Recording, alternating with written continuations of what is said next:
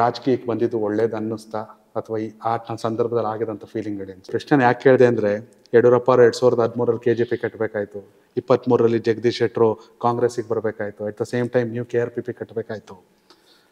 ಇಲ್ಲಿ ಪಕ್ಷವನ್ನು ದೂಷಿಸೋದು ಮತ್ತೊಂದು ನಮ್ಮ ಕೆಲಸ ಅಲ್ಲ, ಅದು ಅವ್ರವ್ರ ಇಷ್ಟ.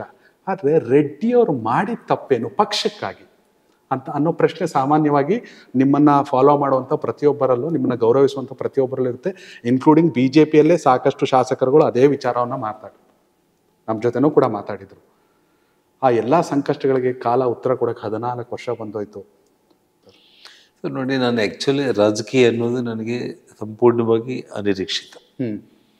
ನಾನು ಮೊದಲಿಂದ ಕೂಡ ವ್ಯಾಪಾರ ವ್ಯವಹಾರಗಳಲ್ಲಿ ನಾನು ಮಾಡ್ಕೊಂಡು ಬಂದಿರುವಂಥವ್. ನಾನು ಅಂಬಾನಿ ಅದಾನಿಯವರ ಸಾಲಲ್ಲಿ ನಿಲ್ಬೇಕು, ಆ ಸಾಲಲ್ಲಿ ನಿಲ್ಬೇಕನ್ನೋಂಥ ಆಸೆ ಇಟ್ಕೊಂಡೆ ನಾನು ಹೋದವ್. ನಾನು ಹೌದು, ಆ ಸಾಲಿಗೆ ಹೋಗೋ ಮಟ್ಟಕ್ಕೂ ಒಂದು ಹಂತಕ್ಕೆ ರೀಚ್ ಆದೆ ನಾನು.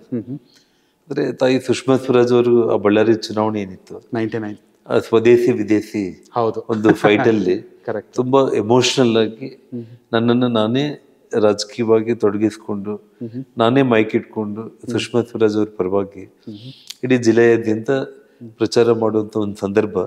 ಸೊ ಹಾಗಾಗಿ ನಾನು ನಿಮ್ಮಲ್ಲಿ ಒಂದೇ ಒಂದು ಮಾತನ್ನು ಹೇಳಿದೆ, ನಾವು ಬಯಸೋದೊಂದು, ಬಟ್ ಭಗವಂತ ಬಯಸೋದು ಇನ್ನೊಂದು. ಖಂಡಿತ. ಸೊ ಭಗವಂತ ನಮ್ಮ ವಿಧಿಯಲ್ಲಿ ಏನ್ ಬರ್ದಿರ್ತಾನೋ ಅದೇ ಆಗುತ್ತೆ ಆಗ್ಲಿ.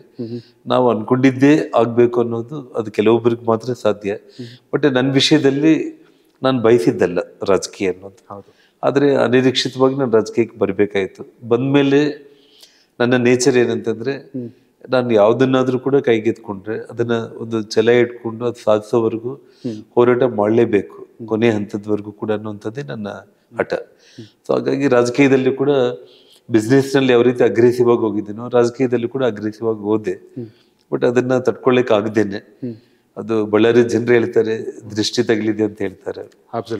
ವಿಜಯನಗರ ಏರಿಯಾ ಡೆವಲಪ್ಮೆಂಟ್ ಅಥಾರಿಟಿ ಅಂತ ನಾನು ಮಾಡಿದ್ದೆ. ನಾನು ಹೌದು, ಅಂದ್ರೆ ಅದನ್ನ ವಾದ ಅಂದ್ರೆ ಪ್ರಾಮಿಸ್ ಅಂತ ಹೇಳಿ ಹಿಂದಿಯಲ್ಲಿ.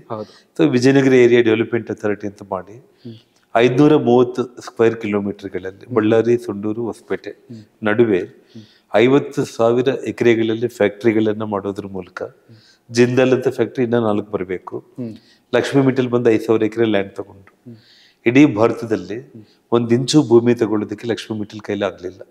ಅವರಿಗೆ ನಮ್ಮ ಭಾರತದಲ್ಲಿ ನಾನು ಭಾರತೀಯ, ನಾನು ಏನೋ ಮಾಡ್ಬೇಕು ಅನ್ನೋ ಆಸೆ ಇತ್ತು. ಆದ್ರೆ 5,000 ಎಕರೆ ಜಮೀನನ್ನ ನಾನು ವ್ಯವಸ್ಥೆ ಮಾಡಿಕೊಟ್ಟೆ ಅವರಿಗೆ. NMDC ಅವರು 4,000 ಎಕರೆ ಕೇಂದ್ರ ಸರ್ಕಾರಿ ಸಂಸ್ಥೆ ಅವರು ತಗೊಂಡ್ರು. ಉತ್ತಮ್ ಸ್ಟೀಲ್ಸ್ ಅಂತ ಅವರು ಒಂದು 5,000 ಎಕರೆ ತಗೊಂಡ್ರು. ಈ ರೀತಿ ಒಂದು 50,000 ಎಕರೆದಲ್ಲಿ ಫ್ಯಾಕ್ಟ್ರಿಗಳು ಬರಬೇಕು. ಇನ್ನು 50,000 ಎಕರೆಗಳಲ್ಲಿ ದೇಶ ವಿದೇಶಿ ಯೂನಿವರ್ಸಿಟಿಗಳು, ಎಜುಕೇಶನ್ ಇನ್ಸ್ಟಿಟ್ಯೂಟ್ಗಳು, ಎಲ್ಲ ರೀತಿಯ ಸಾಫ್ಟ್ವೇರ್ ಕಂಪನಿಗಳು ಇವೆಲ್ಲ ಒಂದು ಕಡೆ ಬರಬೇಕು. ಬರೋದ್ರಿಂದ ಇಡೀ ಬಳ್ಳಾರಿ ಜಿಲ್ಲೆಗೆ ಮಾತ್ರ ಅಲ್ಲ, ಮತ್ತೆ ನಮ್ಮ ಕಾರವಾರಲ್ಲಿ ತದಡ್ಡಿ ಪೋರ್ಟ್ ನಿರ್ಮಾಣ ಮಾಡಿ ನಮ್ಮ ಸೊಂಡೂರು, ಹೊಸಪೇಟೆ ಭಾಗದಿಂದ ಡೈರೆಕ್ಟ್ ಆಗಿ 8 ಲೈನ್ ರಸ್ತೆಯನ್ನು ಮಾಡೋದ್ರ ಮೂಲಕ ಪೋರ್ಟ್ 100 ಮಿಲಿಯನ್ ಕೆಪಾಸಿಟಿ ಪೋರ್ಟ್ ಮಾಡೋದ್ರ ಮೂಲಕ ಇಲ್ಲಾಗೋ ಉತ್ಪನ್ನಗಳನ್ನ ವಿದೇಶಗಳಿಗೂ ಕಳಿಸುವಂಥದ್ದು, ವಿದೇಶಗಳಿಂದ ಬರುವಂಥ ಉತ್ಪನ್ನಗಳು ಇಲ್ಲಿಗೂ ಬರಬೇಕು, ಇಲ್ಲಿ ಇಂಟರ್ನ್ಯಾಷನಲ್ ಏರ್ಪೋರ್ಟ್ ಆಗಬೇಕು, ಕಾರ್ಗೋ ಫೆಸಿಲಿಟೀಸ್ನ ನಾವು ದೊಡ್ಡ ಪ್ರಮಾಣದಲ್ಲಿ ಡೆವಲಪ್ ಮಾಡಬೇಕು. ಇದರಿಂದ ಏನಾಗ್ತಾ ಇತ್ತು ಅಂದ್ರೆ 10 ಲಕ್ಷ ಮಿನಿಮಮ್ ಎಂಪ್ಲಾಯ್ಮೆಂಟ್ ಸಿಗ್ತಾ ಇತ್ತು ಬಳ್ಳಾರಿ.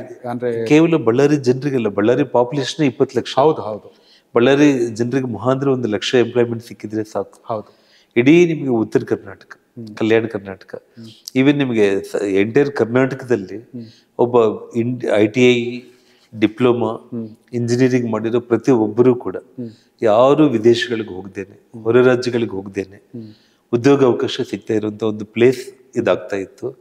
ನಾನೊಂದು ಸ್ಲೋಗನ್ ಇತ್ತು, ಯಾವ ರೀತಿ ಚೈನಾಗೆ ಬೀಜಿಂಗು, ಹೌದು, ಭಾರತಕ್ಕೆ ಬಳ್ಳಾರಿ ಆಗ್ಬೇಕು ಅಂತ ಹೇಳಿ. ಯಾಕೆ ಖನಿಜ ಸಂಪತ್ತಿನಿದೆ, 100 ವರ್ಷಗಳು, 1000 ವರ್ಷಗಳಿಗೆ ಸರಿ ಹೋಗುವಷ್ಟು ಸಂಪತ್ತು ಇಲ್ಲಿ ಭಗವಂತ ಕೊಟ್ಟಾಗ ಇಂಥ ಜಿಂದಾಲ್ ಅಂತ ಫ್ಯಾಕ್ಟ್ರಿಗಳು 5-6 ಫ್ಯಾಕ್ಟ್ರಿಗಳು ಬಂದು ಡೆವಲಪ್ಮೆಂಟ್ ಆಗ್ಬಿಟ್ರೆ ನಿಮಗೆ ಒಂದು ಸಲ ನಾನು ಹೇಳ್ತಾ ಇರೋದನ್ನ ಯೋಚನೆ ಮಾಡಿ. Correct sir. ಇಡೀ ನಮ್ಮ ವಿಶ್ವದ ಭೂಪಟದಲ್ಲಿ ಬಳ್ಳಾರಿ ಅನ್ನೋದು ಎದ್ದು ಕಾಣಿಸ್ತಾ ಇತ್ತು. ನಾನು ಇಲ್ಲಿ ಹುಟ್ಟಿ ಬೆಳೆದಿದ್ದೀನಿ, ನನ್ನ ಸ್ವಾರ್ಥ ಅನ್ನೋದೇನಲ್ಲ. ಮನುಷ್ಯ ಇವತ್ತಲ್ಲ ನಾಳೆ ಹೋಗ್ಲೇಬೇಕು. ನಾವೇನು 1000 ವರ್ಷಗಳು ನಾವ್ಯಾರು ಬದುಕಿರೋದಿಲ್ಲ. ಆದ್ರೆ ನಮ್ಮ ಹೆಸರು 1000 ವರ್ಷಗಳಾದ್ರೂ ಕೂಡ ಉಳಿಬೇಕು. ಕನೆಕ್ಟ್ ಕರ್ನಾಟಕ, ಇದು ನಿಮ್ಮ ನೆಟ್ವರ್ಕ್.